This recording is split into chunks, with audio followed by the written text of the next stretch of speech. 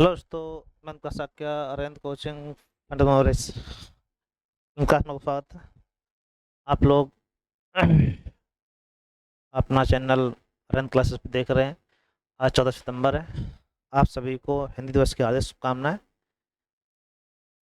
14 सितंबर को हिंदी दिवस मनाते हैं हम लोग। हिंदी विश्व की नंबर बोली जाने वाली भाषाओं में नंबर तीसरे स्थान पाती है। ठीक है। पहली इंग्लिश, दूसरी आपकी मंदारिन, तीसरी आपकी हिंदी। ठीक है। हिंदी विश्व की सबसे ज़्यादा बोली जाने वाली तीसरी भाषाओं में। तो आपके लिए जो लोग हिंदी भाषी व्यक्ति हैं, जो उत्तर भारत, ये कहिए पूरा संपूर्ण भारत ही कहिएगा, उत्तर भारत और दक्षिण भारत कुछ प्रदेश भी आते हैं जहाँ हिंदी बोली जाती है अच्छी खासी, मतलब हिंदी समझते सब लोग, बोलते नहीं तो। ठीक है। तो एक बहुत ही अच्छा मूवमेंट है। उसी के प्लस में आप लोगों को हिंदी दिवस के प्लस से हिंदी स्टार्ट करें हम लोग। हिंदी की उत्पत्ति से लेके लास्ट तक हिंदी व्याकरण चर्चा होगी आपकी। ठीक है भाई। हिंदी व्याकरण चर्चा करेंगे हम लोग।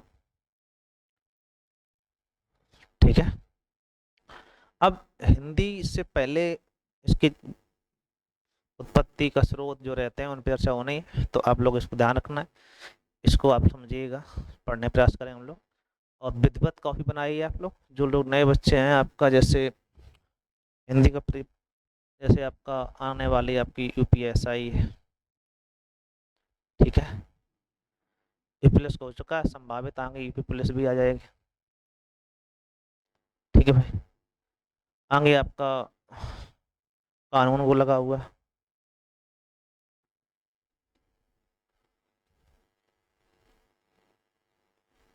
कानून गो की वैकेंसी जो संभावित आने वाली है उसमें बिंदी आती है। लेखपाल वैकेंसी आती है आने वाली है, उसमें हिंदी आपकी अच्छी खासी आती है। ठीक है। आपका R O, A R O, ठीक है, ये सभी बीडीओ, इनमें हिंदी के अच्छे क्वेश्चन होते हैं सभी में। ठीक है। पुलिस में तो अभी आप पेपर दे ही चुके हो, संभावित आगे वैकेंसी भी आएगी। एसएससी जीडी है। ठीक है भाई। लेखपाल है, कानून गो है, पुलिस है, पीएसआई है, आर ओ पीआरटी आपका। ठीक है। सुपर टेट से बोलते हैं हम लोग। क्या बोलते हैं हम लोग? Super TET.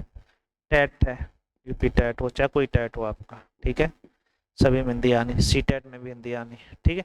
तो हिंदी को बहुत अच्छा एक टॉपिक है और आपके लिए, सबके लिए बहुत इंपॉर्टेंट रहने वाला है। आगे आपको संभावित जो वैकेंसी हैं वो लेखपाल है, कानून गो है, पुलिस है, पीएसआई है, आर ओ बीडीओ है, जीटी चली रही है, पीआरटी आने की संभावना रहेगी, यूपी टेट, इन सबके लिए इम्पोर्टेंट रहेगा हिंदी। ठीक है। हिंदी आपको आनी चाहिए। और हिंदी का सिलेबस ऐसा है, अगर एक बार आप सही से कॉपी बना लेते हैं तो बहुत ज़्यादा चेंजमेंट नहीं होता, कुछ क्वेश्चन नए डेवलप होते हैं, नहीं तो लगभग क्वेश्चन वही रिपीट होते रहते हैं। एक बार आप तैयारी कर लेंगे तो आपके लिए हमेशा के लिए वो बना रहे। ठीक है भाई। तो हम लोग इस पर चर्चा करेंगे, तो आप इसको देखना है। ठीक है। इन सभी के लिए इंपॉर्टेंट रहने वाला है ये टॉपिक जो हिंदी पढ़ाने जा रहे हैं हम लोग। तो हम समझते हैं, आप सभी लोग एक बार शेयर कर दीजिएगा, लाइक करिए भाई, और बच्चों में जोड़िएगा, तो चर्चा होगी किस पे? हिंदी पर। ठीक है। ये खास खास बिंदु है जहाँ पे आपकी हिंदी इम्पोर्टेंट, जैसे पैट होगा उसमें हिंदी आती है। ठीक है। तो जहाँ पे हिंदी ज़्यादा आती है वो ये सभी टॉपिक हैं, यहाँ पे लगभग एक तिहाई चौथाई भाग में हिंदी आपको मिलेगी। ठीक है। तो बहुत इंपॉर्टेंट रहने वाला है। चलो भाई। अब हिंदी की बात जब करेंगे तो हिंदी से पहले आपको पता होना चाहिए भाषा। भाषा जो है, जो बनती है, वो आप रखना, पहले होती है बोली। ठीक है भाई। बोली से बनती है उपभाषा, उपभाषा से बनती है आपकी भाषा। ठीक है।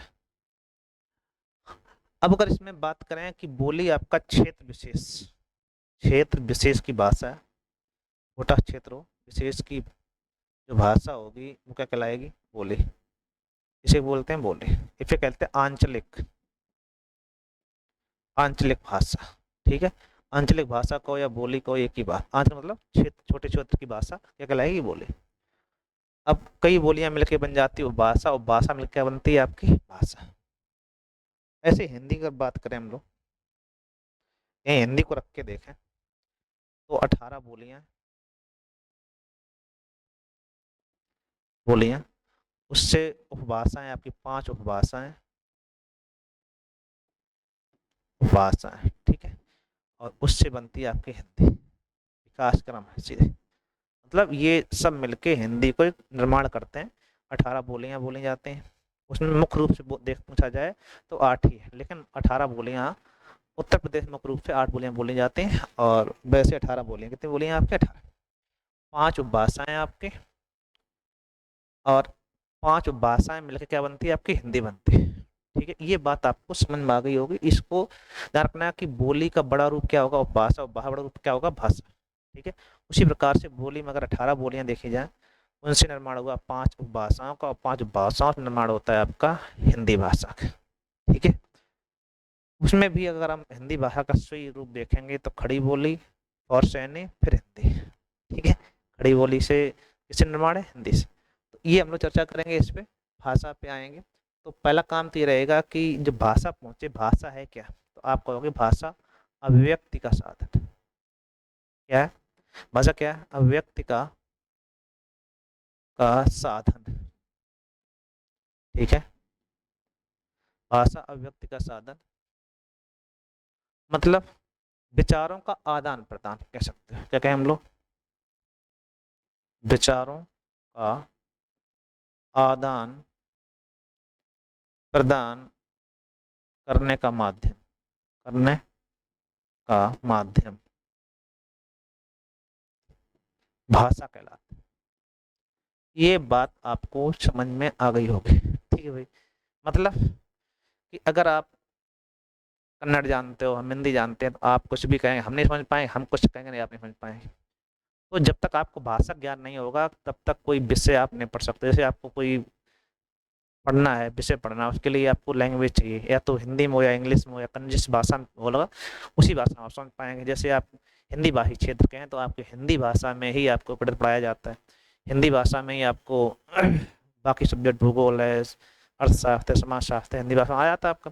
तो भाषा जो है विचारों का आदान प्रदान करने का एक माध्यम होती है, जिसमें हम लोग इसे आधार विषय मानते। कारण उसका ये है कि इसी के आधार पे आप आगे इस सब्जेक्ट का ज्ञान अर्जन कर सकते हो। अगर आपको भाषा ही नहीं आती तो जो सब्जेक्ट होंगे बाकी किस भाषा में होंगे तो आप नहीं समझ पाए। जैसे आपको हिंदी आ रही, इंग्लिश सब्जेक्ट सभी, तो आपका जो ज्ञान है वो भरपूर नहीं हो पाए, आप उसको समझ नहीं पाए क्या होना चाहिए क्या नहीं होना चाहिए आपका।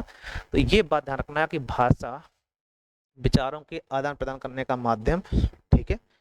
और भाषा का विकास होता है बोली से, बोली से उपभाषा, उपभाषा से भाषा, एक क्रम रहता है, इसको आप ध्यान रखना, ठीक है। हिंदी की बात करें, हिंदी में 18 बोलियां हैं, उसमें 5 उपभाषाएं, उपभाषाओं से हिंदी का निर्माण होता है, ठीक है भाई। अब बात ही करते हैं भाषा।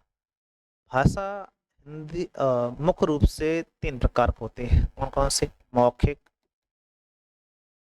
मौखिक, मधुलिखित, नंबर 3 सांकेतिक।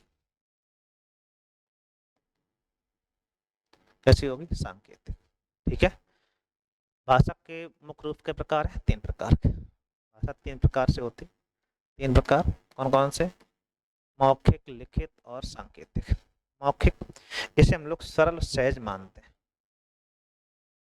सरल और सहज, ये हर आदमी बोल लेता है।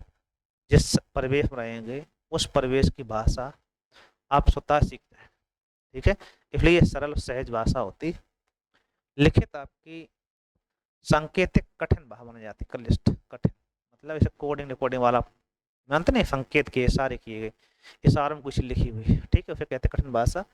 लिखित भाषा अगर आपको समझ में आ रही तो सरल भी है और कठिन, दोनों पार्ट, कठिन भी है सरल भी है। तो आप ध्यान रखना है कि सहज सरल भाषा कौन होती है, तो आप कहोगे मौखिक। जो आप लोग बोलते हैं वो स्वतः ही आप सीख लें, किसी भी लैंग्वेज की कोई भाषा है वो आपका स्वतः ही सीख जाए, ठीक है भाई। दूसरी बात आती है लिखित भाषा की, बात करोगे तो ये सहज और सरल और कठिन दोनों होती। सांकेतिक भाषा कठिन होती है, कैसी होती है, कठिन।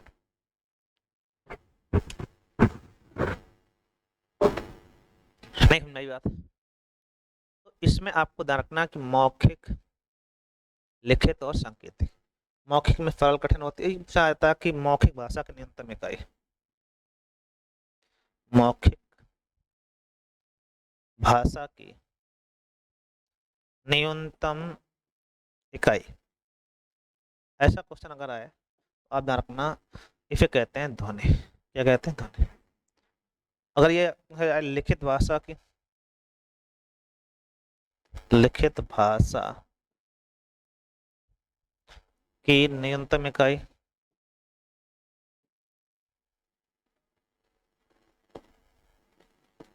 इकाई इसे कहते हैं वर्ड। क्या कहते हैं? वर्ड। ऐसे दो क्वेश्चन और आते हैं, पूछेगा सार्थक मतलब अर्थपूर्ण, सार्थक भाषा की न्यूनतम इकाई, इकाई आप कहोगे शब्द होते हैं। ये क्वेश्चन और आता है कि भावपूर्ण भाषा न्यूनतम इकाई। ये चारों क्वेश्चन ध्यान रखना है। भावपूर्ण भाषा की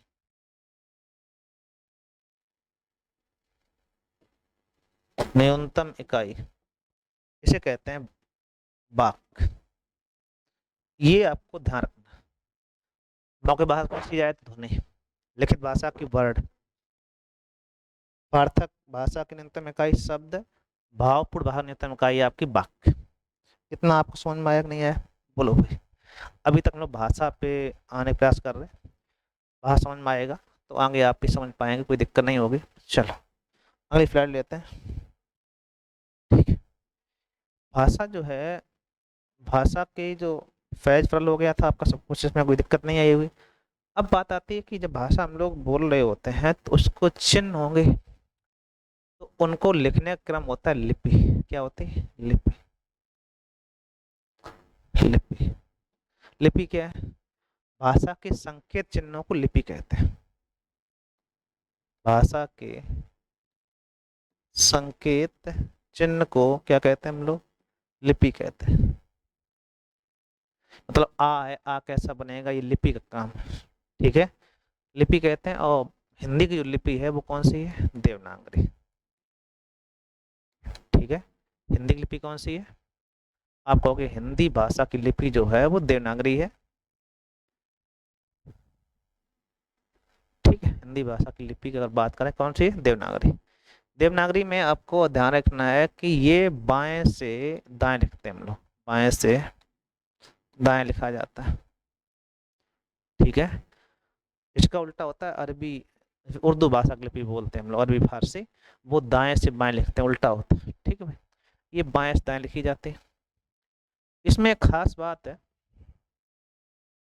कि इस देवनागरी भाषा में हिंदी तो है ही है, हिंदी के अलावा संस्कृत, नेपाली, मराठी, गुजराती,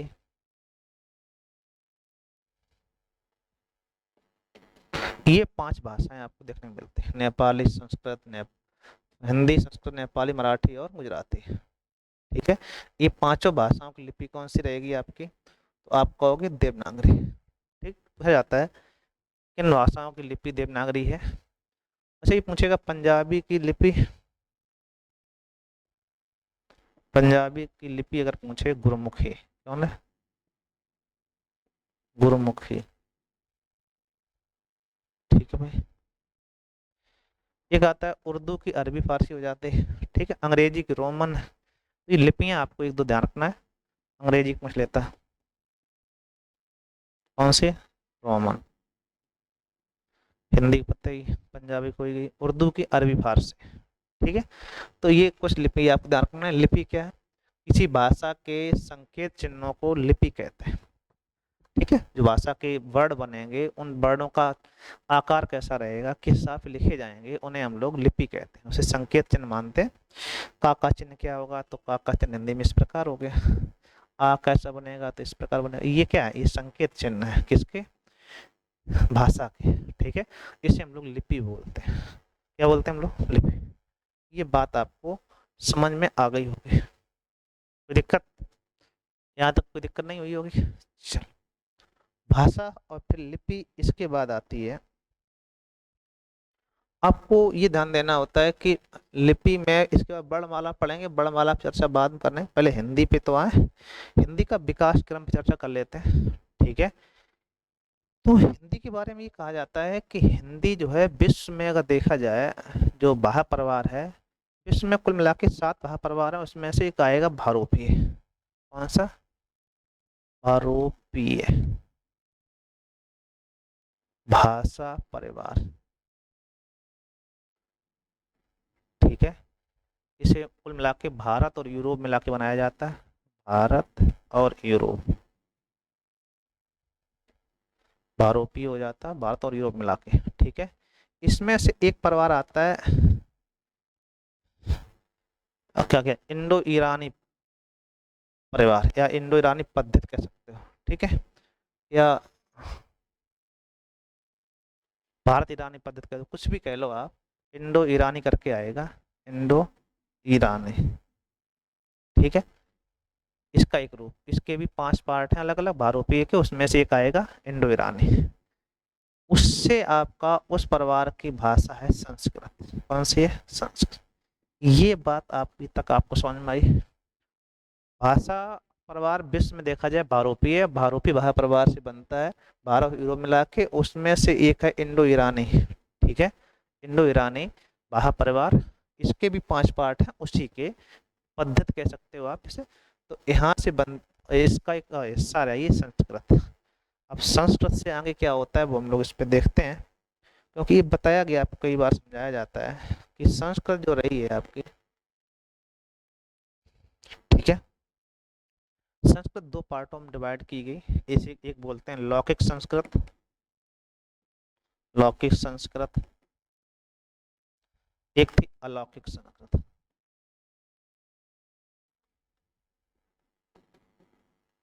सही बात, एक लौकिक संस्कृत, एक आपका अलौकिक संस्कृत। ठीक है, लौकिक संस्कृत की बात करें तो इस अलौकिक संस्कृत को कहते हैं हम लोग वेद पुराण की भाषा, वेद पुराण की भाषा। तो ये बहुत ज़्यादा फेमस नहीं रही, वेद पुराणों तक सीमित रही, तो कठिन थी, तो इसलिए इसका प्रचलन बहुत ज़्यादा नहीं हो पाया। लेकिन ये आपकी लौकिक लौकिक जो भाषा थी, अलौकिक लौकिक अलौकिक की बात करें, लौकिक संस्कृत जो आपकी रही है, इसके आपके अभ्रंश हुए। ठीक है, लोगों ने पढ़ा तो इसका चेंजमेंट रूप आया पाली। क्या आया? पाली। पाली का चेंजमेंट रूप आया प्राकृत। क्या आया? प्राकृत।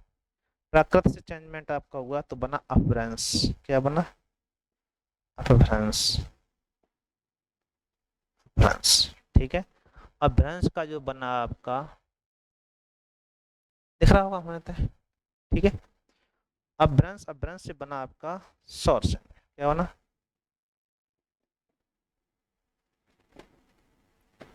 इससे बनी खड़ी बोली।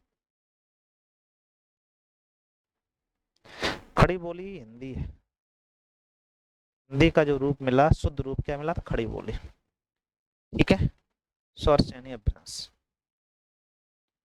तो सौर और सैन्य अपभ्रंश। ठीक, अपभ्रंश को अभट्ट कई लोग बोलते हैं, क्या बोलते हैं? अभट्ट। अभट्ट एक ही बात।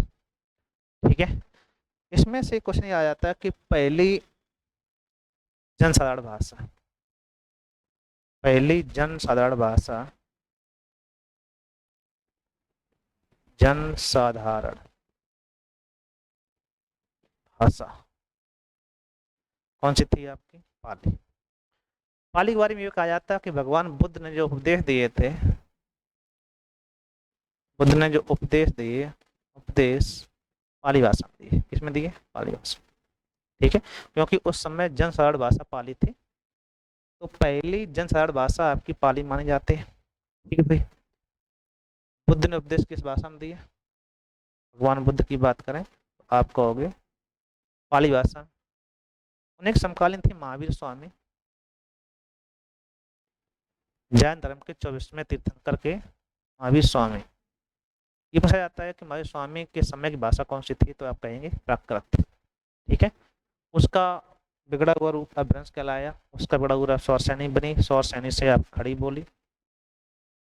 ठीक है, अब खड़ी बोली से, खड़ी बोली को हिंदी कहा जाता है। ठीक है, हिंदी का शुद्ध रूप क्या है? खड़ी बोली। तो ये हिंदी का विकास क्रम है, आपको ध्यान रखना है कि विश्व स्तर पर अगर देखा जाए, विश्व स्तर पर तो भारोपीय महापरिवार है, तो वहाँ पे 7 महापरिवार है, उसमें भारोपीय, भारोपीय से यह भारत यूरोप में कहा जाता है, इसे इंडो ईरानी, इसका एक पार्ट आता है इंडो ईरानी। ठीक है, इंडो ईरानी का एक, इंडो ईरानी से संस्कृत का जन्म होता है, मतलब इसी का एक हिस्सा है संस्कृत। ठीक है, संस्कृत से लौकिक संस्कृत, अलौकिक संस्कृत। ठीक, लौकिक से पाली, पाली से प्राकृत, प्राकृत अभ्रंश, अभ्रंश से सौर सैनिक, सौर सैनिक खड़ी बोली। यहाँ क्वेश्चन 2 आपको अक्सर देखने को मिल जाते हैं, वो आपके इस टाइप पे आते हैं। तो ये विकास क्रम में, इसको आपको ध्यान रखना, क्वेश्चन यहाँ से 1-2 आपको हर बार मिलते हैं। पहले नोट कर लिख लेना, नोट करके यहाँ पे छोटा सा हो रहा है क्या, दिख तो रहा होगा अपने से, आप इसमें लिख लेना नोट करके। अभी कह रहा है आपसे कि पहली, ये कहा जाए कि हिंदी की उत्पत्ति किससे हुई। तो हिंदी की उत्पत्ति अगर देखेंगे तो आप कहेंगे सौर सैनी अभ्रंश। कौन से? सौर सैनी अभ्रंश।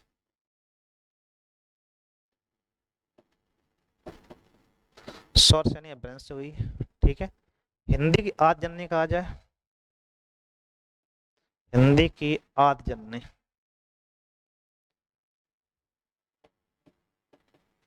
तो आप कहोगे संस्कृत है। कौन है? संस्कृत।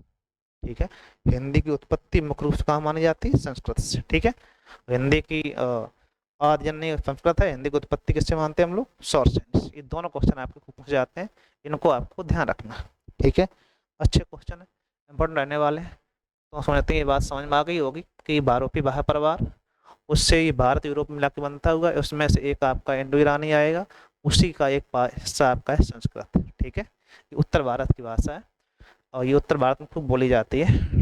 ठीक है, इसके 2 पार्ट, लौकिक, लौकिक, लौकिक संस्कृत जो लोक में प्रचलित थी, अलौकिक जो वेद पुराणों में स्थित थी। ठीक है, इसी में से उसका अभ्रंश हुआ तो पाली बनी, पाली से प्रकृत, प्रकृत से अभ्रंश, अभ्रंश से सौर सैनी, सौर सैनी खड़ी बोली। ठीक है, ये क्रम आपको ज्यों का त्यों याद कर लेना। हिंदी की उत्पत्ति पूछता है तो सौर सैनी हो जाती है, हिंदी आजन्य पूछता है संस्कृत हो जाती है। ठीक है, ये क्रम से आपको एक स्क्रीनशॉट ले लेना, आप कई बार इसको 1 बार 2 बार देख लेना आप लोग, तो ये चीज़ें आपको याद हो जाए। ठीक है, एक बार रिकैप लेते हैं क्या क्या किया आज आपने। चलो, यही शुरुआत हुई थी ना। चलो, ये इसमें बताया था कि बोली से बनी भाषा, भाषा से भाषा है, और हिंदी की बोली अगर देखें 18 है, भाषाएं 5 है, और हिंदी आपका इसमें भाषा कुछ भी नहीं, विचारों का आदान प्रदान होती है। भाषा आपकी मुख्य रूप से 3 प्रकार के होती है। कितने प्रकार होते हैं? 3 प्रकार। अब 3 प्रकार, मौखिक, लिखित और सांकेतिक। ठीक, सरल और सहज होती है, सरल एक कठिन दोनों होती है, कठिन होती है। कौन सी? सांकेतिक वाली। अब ये 4 क्वेश्चन आपके जो इम्पोर्टेंट है, इनको आप ध्यान रखना है। मौखिक भाषा की न्यूनतम इकाई ध्वनि है, लिखित भाषा की वर्ड है, और सार्थक भाषा की न्यूनतम इकाई शब्द। ठीक है, बहुड़ भाषा की न्यूनतम इकाई आपकी वाक्य हो जाती है। लिपि की बात करें, लिपि कुछ भी नहीं, भाषा के संकेत चिन्हों का को हम क्या कहते हैं? लिपि कहते हैं। संकेत चिन्ह जो बनाए जाते हैं फिर क्या कहते हैं? लिपि। या भाषा को लिखने का क्रम या लिखने की तरीका क्या कहलाएगा? लिपि कहलाएगा। संकेत चिन्हों की लिपि बोलते हैं, सीधी बात। तो हिंदी की लिपि कौन सी है? तो आप कहोगे हिंदी की जो लिपि है वो देवनागरी है। देवनागरी बाएं दाएं लिखी जाती है, क्वेश्चन आता कई बार। ठीक है, अब देवनागरी कितनी भाषाएं हैं? तो हिंदी, संस्कृत, नेपाली, मराठी और गुजराती। पंजाबी की लिपि कौन सी? गुरमुखी। अंग्रेजी की रोमन, और उर्दू की अरबी फारसी। ठीक है भाई, भाषा परिवार की बात करें, विश्व में हिंदी का स्थान क्या रहता है? तो भारोपी भाषा परिवार से हिंदी का जन्म होता है। भारोपीय से इंडो ईरानी, इंडो ईरानी संस्कृत, संस्कृत से लौकिक, लौकिक से पाली, पाली प्राकृत, अभ्रंश और सैनिक खड़ी बोली। इतना आपको देखना है। कल हम लोग अभी हिंदी तक हम लोग आ पाए, फिर हिंदी में किसने क्या किया उस पर चर्चा करेंगे हम लोग। तो इसको आप देखना, इसको लेक्चर करना है। ठीक है, अच्छे क्वेश्चन सभी हैं, सब क्वेश्चन आपके अच्छे रहने वाले हैं। हम समझते हैं ये बात आपको समझ में आ गई होगी। Thank you.